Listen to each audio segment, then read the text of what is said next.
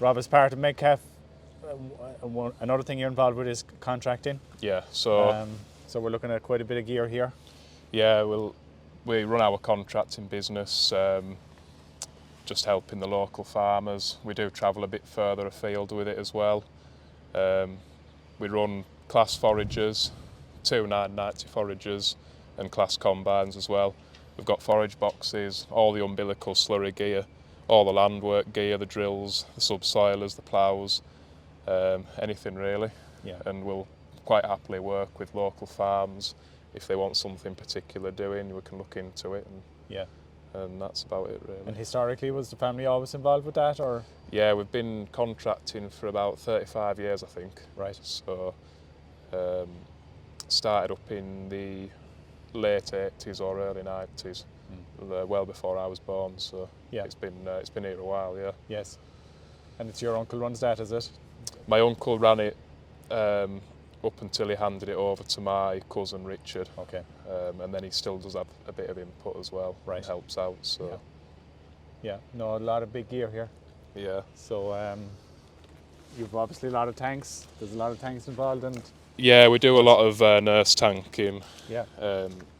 Ourselves, we have a lot of lagoons dotted about where our silage land is, and we'll just have 4 or 5 tankers running in circles, transporting slurry from here to the various tanks where they'll pump umbilical Yeah. from there. Yeah.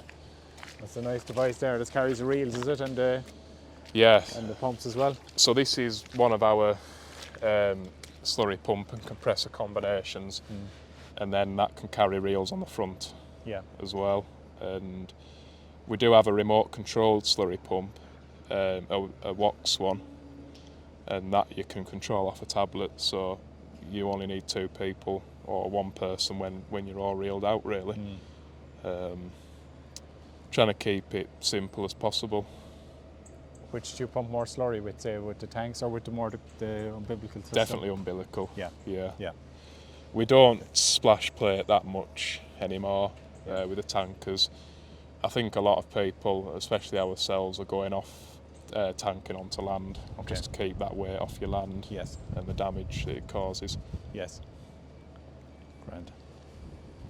Are you a big user of straw, Rob? Oh, definitely, yeah. Well, we could use it anywhere near 5,000 bales a year. Yeah. Mainly feeding. We put a lot of straw into the diet, and the rest we use just for bedding heifers and calves. And do you create all your own straw? Grow your own straw? We grow as much as we can, but we do buy a lot in Yeah. because we can't quite produce enough straw Right. for ourselves.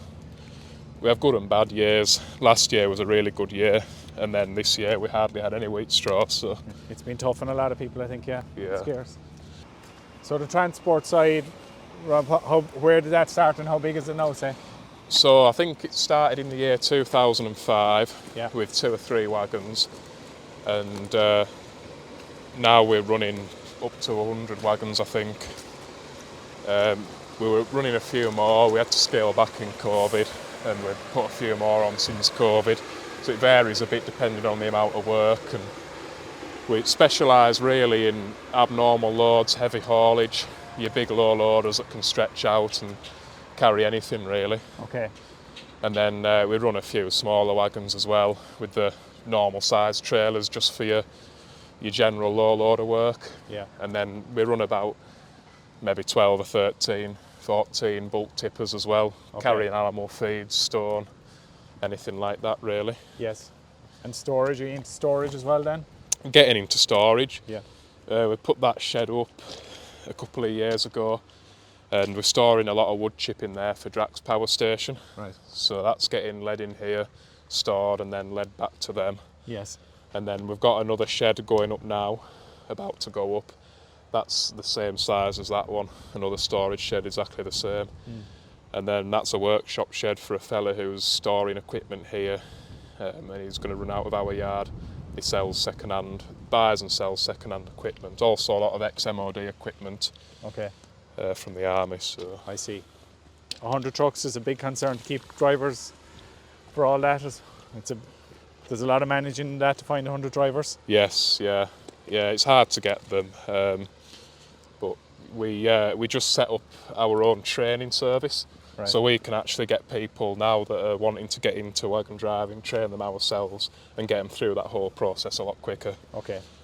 Which has helped a lot, really. And maybe give them a job to start with as well. Yes, yeah. So, if they want to work immediately, they can come and help out in the yard, Yes. understand what it's all about, and in the process they can do their Yes. HGV licence and go from there and start driving. It's a really busy yard. You have a New Holland base here as well. There's a dealership working out of here. Yes, yeah. It gets very busy. Yeah. Definitely. So who's running the New Holland base here? So it's owned by Russell's, and then they just have a manager in, Tom, head of sales there. Yes. He just manages things. It's relatively small, really. They have a 2-bay workshop, and they just look after everything that we have, and then everything else that's sold quite locally. Okay. And if they get into busier periods, they can get mechanics from other depots to come up and work for a week or so. Right. In order to keep up with the load. It's obviously helped you. On the tractor side, it's mainly New Hollands you're running? Yeah, pretty much all New Hollands on the tractor side. Yeah. They're a good tractor, robust, and they get the job done. So we've run them for years, and we've never really seen any reason to change. In most farms I've been on, I would just see one washing bay. You've 3 there. Yeah, 3 there, and then 1 behind them green tanks as well. Okay. It has a floor pit where you can stand in and wash the undersides of wagons and tractors and stuff. Keeping your equipment, we think it's important. Yes. And keeping it clean, it's important. When you're cleaning stuff off, you're more likely to see damage and something that's potentially not right or could cause a problem. So I know. We like to have good facilities for washing equipment off. People are more likely to do it if the facilities are right. Yeah, definitely. Yeah. Okay. So you've an AD plant as well here? Yeah, we've got an AD plant, and I think off the top of my head it's just over 300 kilowatts with 2 engines combined, and it's only manure fed. We don't put any foragers into it. Okay. And is there one person running that, or is it part of a labour unit at it? Steve, who we met before, he comes up and manages it every day. Okay. It doesn't take a whole lot of management, but it does take, day-to-day management, if that makes sense. Just making sure things like pumps or stirrers haven't got any faults. The fermentation reaction is still going on as it should.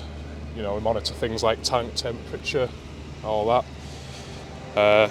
Anything abnormal, we can raise the issue and hopefully sort it out.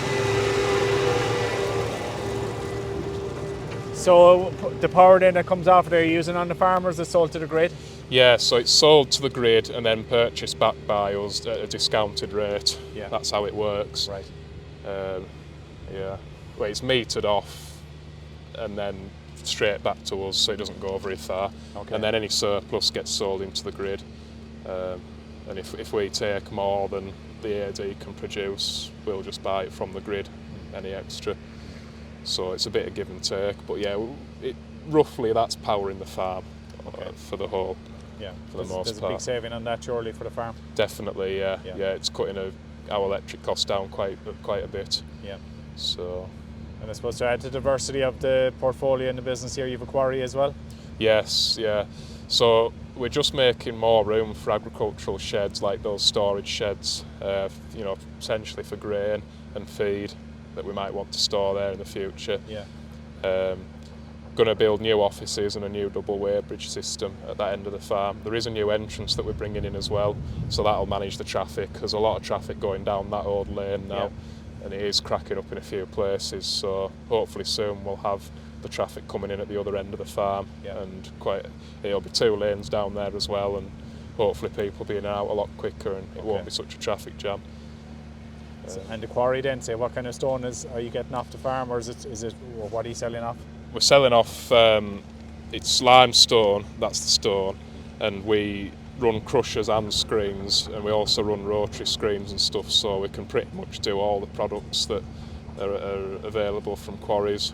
You know, your more coarser rubble, and right down to fine clean stone, and even lime as well. We're taking lime dust off and selling that to farmers to spread on the land and stuff. I see.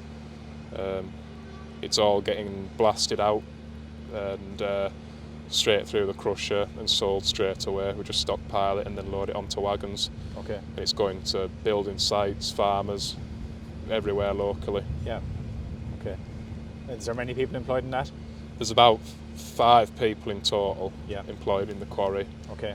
Running shovels, running the big diggers, loading the crushers, and also maintenance. Right. Doing the services and Okay. and repairing any damages. Yeah. That's good.